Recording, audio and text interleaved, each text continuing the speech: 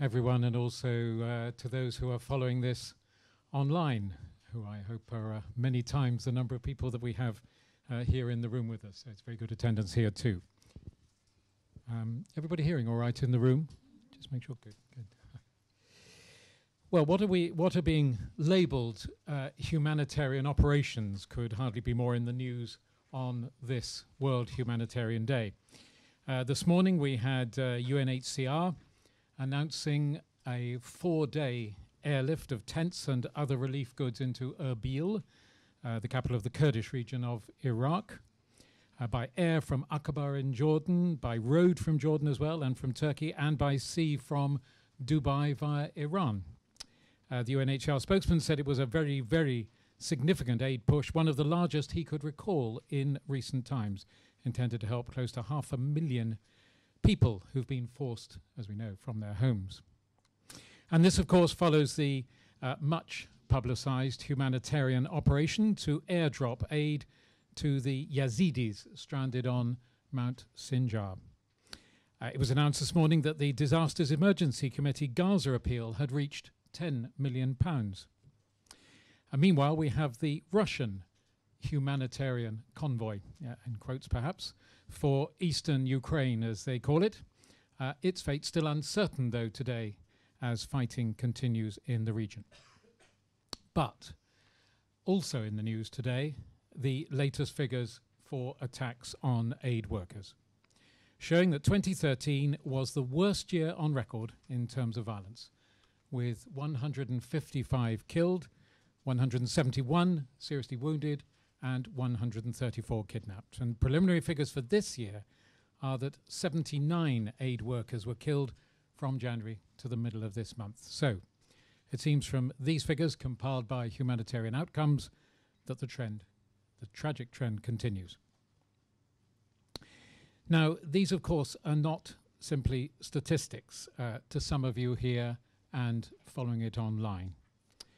To some of you, maybe to many of you, they include people you know or knew, or the victims of violence in previous years are. And that reflection, I am sure, will frame our discussion here today, marking the launch of Larissa Fast's book, Aid in Danger, The Perils and Promise of Humanitarianism, which she will hold up for us all. Plug. Launched today. Right. There will be an opportunity to honour those sacrifices of aid workers in the line of duty at Westminster Abbey during its evensong starting at 5 p.m. and at a wreath laying at 6 p.m. at the memorial to innocent victims of oppression, violence and war, also at the Abbey. And that's the first time that there's been a national commemoration of World Humanitarian Day in this country. And there will be people here going on to that event. Now, Larissa is the Assistant Professor of Conflict Resolution at the Kroc Institute for, that's Kroc, not Croak, is it? Yeah, it's Kroc. And I say that because that's at the for International Peace Studies at the University of Notre or Notre, however you wish to pronounce it, Dame University, and co-founder of the Security in Numbers database, which tracks threats and incidents of violence against aid workers and aid delivery.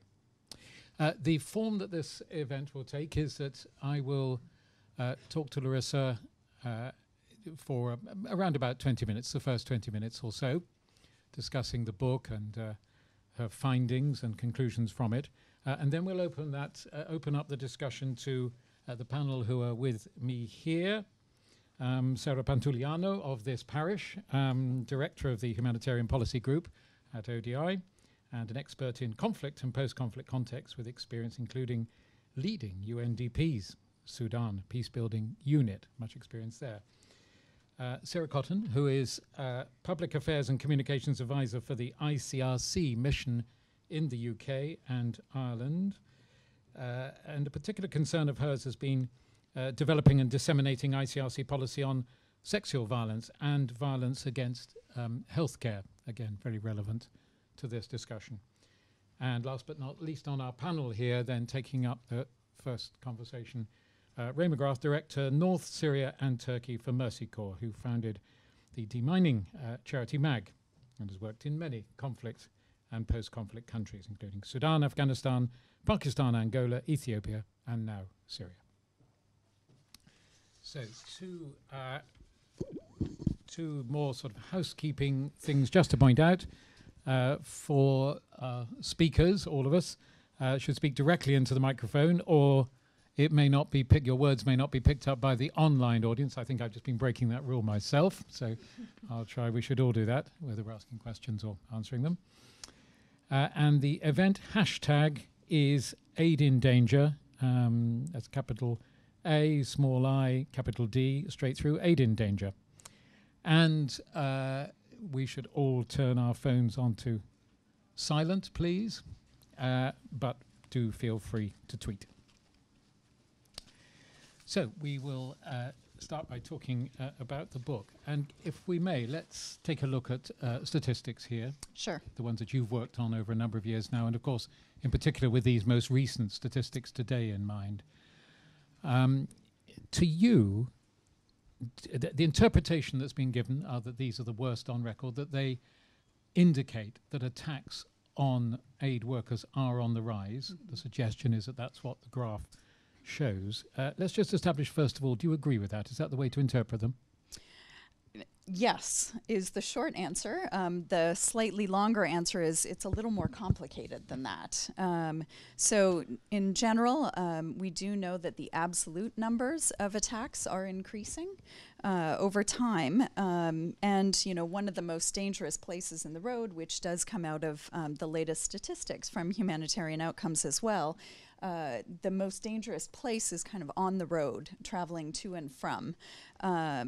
But some of the work that I've done in the past with my colleague Christina Villa at Insecurity Insight is that there's a gender difference here, that men tend to be more targeted on the road, whereas women tend to have more experiences of violence in office compounds or home compounds. So there is a gender dynamic here as well. So in terms of the numbers themselves, though, I offer a couple of caveats. Should I? Go ahead. Yeah. Yes, so, first of all, aid work has always been a dangerous profession. If we kind of look back over time, we can go all the way back to Solferino and Henri Dunant, who writes about helping those on the battlefield and the ones who were there also being injured and killed. We can go to the turn of the last century with aid workers being killed in the Russo-Japanese War of 1904 to 1905.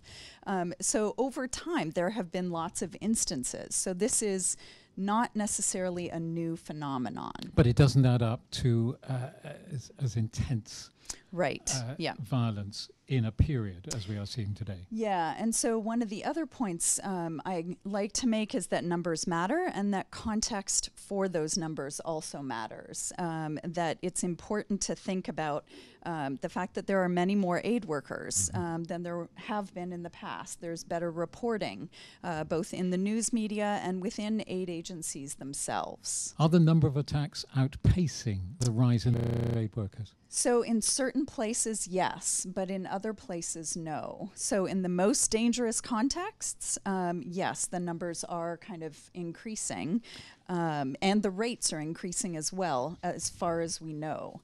But that is something that's kind of difficult to figure out. And let's just talk about which are the most dangerous countries. Sure. So Afghanistan, South Sudan are some of the most dangerous. Syria right now. But again, one of the things that happens in some of those contexts that are the most dangerous, the security coordination mechanisms for NGOs in particular, but also the UN, tend to be more sophisticated in those places, which also then amounts to better sharing of information and better reporting, which also could potentially skew some of the figures. But again, this is a difficult topic because we'll never really know how many incidents there are actually. Right. Well, that's an important point to make as well, isn't it? This is the best statistics available to us, presumably we're talking about here. So you mentioned 3 or 4 countries there, and it is in fact a pretty small number of countries that account for the vast number of attacks, isn't it? Yeah. I mean, Pakistan is another one in there. Yes. Certainly in these last couple of years and maybe over a longer period. Mm-hmm. I don't know, you mentioned Iraq, but Iraq as well. Yeah, has been in the past. I don't know that it's been kind of in the top countries as of the last year or two, but that could very definitely change. And so the other, of course, there are humanitarian operations as opposed to day in, day out development work going on in many other countries too, that we haven't mentioned and may not even get around to mentioning. Right. Do we believe that there might be more going on there in particular because the profile isn't as high than we know about? So one of the things that I also point out in the book is the importance of what I call everyday violence or everyday obstructions of aid delivery. Things like being stopped at a checkpoint, the denial of access, the denial of visas that make it difficult for aid workers to even gain entry into a country. Also things like a protest at a food distribution or in front of an office, a carjacking that results in the theft of a vehicle but no harm to aid workers. I think cumulatively these have a much greater effect on aid delivery than the most severe incidents, yet they don't really get any attention. So that's one of the things I've been trying to work on, is tracking some of those types of incidents over time. But again, better reporting, so we run into many of the same difficulties in tracking those kinds of things. And it is the case, I would assume, that a much larger number of local or national aid workers are subjected to violence than internationals. But yes. is the gap narrowing? So if we knew for every agency and in every context how many aid workers there were, whether international or national, that would be a lot easier to say definitively. So to the best of our knowledge, yes, there are many more local or national aid workers in a given context, and they do experience a disproportionate number of the incidents. And that's, I think, something we'll return to in the wider discussion, very, very much so. The bombing of the UN headquarters in Iraq in 2003 is not only the thing that gave rise to what is being marked today, World Humanitarian Day. That bombing, of course, that killed 22 people, including the Special Representative of the UN Secretary General. It was,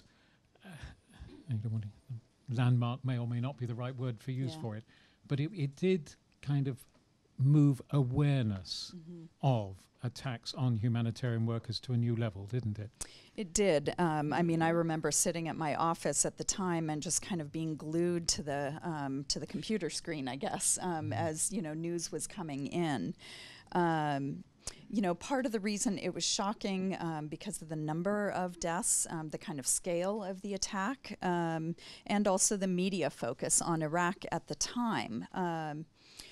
And post, a Canal Hotel bombing, there were 2 different investigations, which I go into more in the book. The Atsari report and also the Walzer panel, which investigated the bombing and found significant lapses in security management at the time.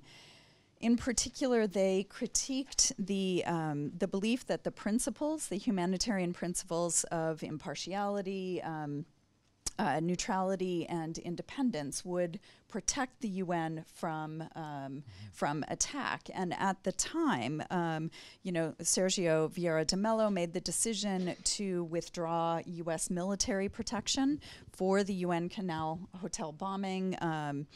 And that was kind of a signal to try and create a kind of separation between military forces and the political agenda and the UN's humanitarian agenda. So in the interviews that I did for the book, a lot of people talked about that as the UN's 9/11. That the response to that was, the effect of that was really seismic for the UN. And kind of post And not just for the UN, though, surely, right? more Also, widely across more the yes, humanitarian absolutely. world. And so there was a kind of resulting effect of what many people, including me, have called the fortification of the aid world.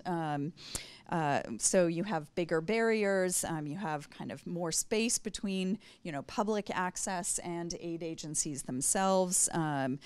And so some of these measures to really harden the target were the result, and it's led, some to talk about the bunkerization of the humanitarian world.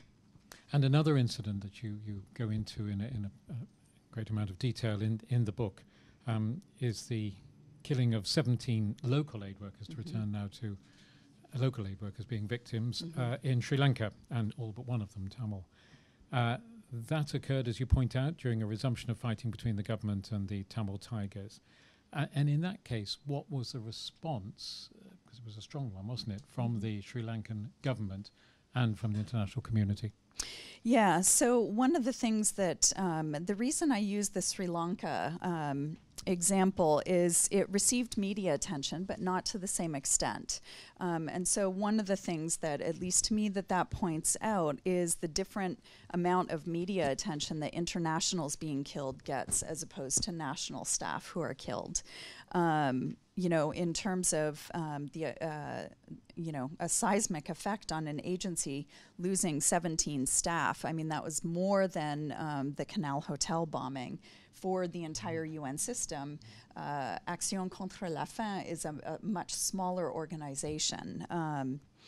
So that's one of the reasons. But the other reason that I use this example in the book is because the kind of stories around stories meant to explain, or the explanations for this event, were very much about the politicization of assistance in Sri Lanka, which was definitely part of the story here. There was a lot of tension between aid agencies and the government. The government and its supporters felt that really there were ulterior motives on the part of aid agencies who were trying to help the Tamil Tigers, and therefore they were taking sides, so kind of breaking neutrality and impartiality in a conflict. That was at least... They made that accusation very right, forcefully, very strongly. Yeah. But what was overshadowed in that is something that I call the internal vulnerabilities, really the decisions that aid agencies make themselves, and also individual aid workers make that may put themselves at risk. So, for example, ACF had made the decision not to withdraw its staff when most other agencies had already withdrawn their staff. There were no expatriates present at the time. So my point here is not to blame ACF. It's not to single out ACF, because we all make mistakes. All agencies make mistakes, but it's simply to point out that the politicization narrative that is so prominent in the media, at least, around incidents, doesn't explain everything, that we have to pay attention to these internal vulnerabilities. And because you brought that phrase up yourself, I actually want to quote something from your book that you can then maybe take further and look at what you call these internal vulnerabilities in other ways too. And I think this very much goes to the heart of your book, and it's, if you like, its strongest challenge to the humanitarian world. And you say this after talking about that Sri Lanka case. In my conversations over the years with aid workers, security directors, other experts about the causes of violence against aid workers, they frequently mention individual behavior or organizational lapses in security as contributing or causal factors when explaining the violence. Although they readily cite the politicization of aid changes in the post-Cold War or 9/11 era, the availability of small arms and light weapons, criminality, or polarized dynamics between Western and Muslim countries, internal vulnerabilities such as individual behaviors and organizational policies and decisions figure prominently in the discussion as well. According to one aid expert, you say, there's a great disparity between international organizations and local populations, with the internationals' lifestyle and big cars. By local standards, internationals live extravagant lifestyles. They stand out. It is semi-colonial. According to another security expert, you say, some of us don't behave well. There's a lack of sensitivity and appreciation for other cultures. Such insights led one security director to observe most security incidents are preventable at the organizational level. A dangerous environment, malaria, dehydration, criminal violence, random violence, these are mostly avoidable. And then you go on to say at various points in the book that you feel that those are things that are well understood, but just not said, perhaps for fear of damaging the image of aid work or indeed damaging any individual organizations and the public perception of them, which I guess would be understandable. Just take that further there, and this challenge you're throwing out. Yeah, so... And indeed, how far you think it might have an impact on the security of aid workers. Right. A couple of points here. I mean, I think one of the dangers, if I may use that phrase, of the politicization narrative is it makes everything kind of out there in terms of the explanation. It makes, security the domain of the professional, the people who kind of take care of the threats that exist. But if we pay more attention to the internal vulnerabilities, it makes security something, and security management something that everyone should have a responsibility for. I think it actually gives aid workers, individual aid workers, more agency, more ability to act to make themselves safer than if we just point to kind of the external narrative. So that's one of the reasons. So the internal vulnerabilities, they're tricky. Privacy, public image, I think, plays a lot into this because aid agencies do depend on their kind of public image to fundraise, to get support for their programs. And, an event that would kind of lay responsibility at their feet would really potentially be damaging. So I get that. And by no means am I trying to say that all incidents can be attributable to that kind of thing. I'm just saying it's a factor and it needs more debate and discussion. So building on that then, what do you think of the measures? Obviously they differ from agency to agency, organization to organization. In general, what do you think of the measures that agencies are taking, not only obviously to try and improve security, reduce the number of attacks, but also to tackle some of those contradictions you were just talking about? Yeah, and so, one of the things that I've done a fair amount of work on over the years is some of the consent-based strategies, which, again, not a panacea to think about, relationships with all stakeholders in a kind of war zone or a conflict zone. But it's an important part of the picture, I think, to really look at how aid agencies are perceived. I think there's a lot of sense, this is, who we are, but how that is received is not necessarily the same as what aid agencies think. And there's been a lot of work done on that. I know MSF has a whole series of perception studies. The CDA listening project, was another one that kind of looked at how the aid community, the humanitarian community, is perceived. And it's not always kind of the way we think we are, and I say we in the collective, putting myself in there too, how we think we're perceived. So there needs to be kind of more checking of that kind of perception, more emphasis on some of the softer skills, so to speak, of building relationships, building trust, and communication skills are hugely important in transmitting messages and making sure that those messages that we think we're sending are the ones that are also received. And alongside that, what view do you take of the kind of the physical security measures that not just the larger, but some of the smaller agencies are obviously increasingly drawn in to taking? I mean, we talked about the context for that, particularly the UN bombing in 2003. Do you believe it's going too far? Do you believe it is necessary? It's a question of doing other things alongside the infrastructural protection of aid agencies? Yeah, so I mean, one of the things I think there needs to be a good context analysis. So the security measures that are in place should really respond to the threats that do exist and the vulnerabilities. So. But I think some of the kind of ramifications of the fortification of the aid industry are much more subtle and in that way more insidious in that, you know, those physical separations that result not only from security, but also the professionalization of the aid industry, which has all sorts of positives in terms of the quality of assistance that people receive.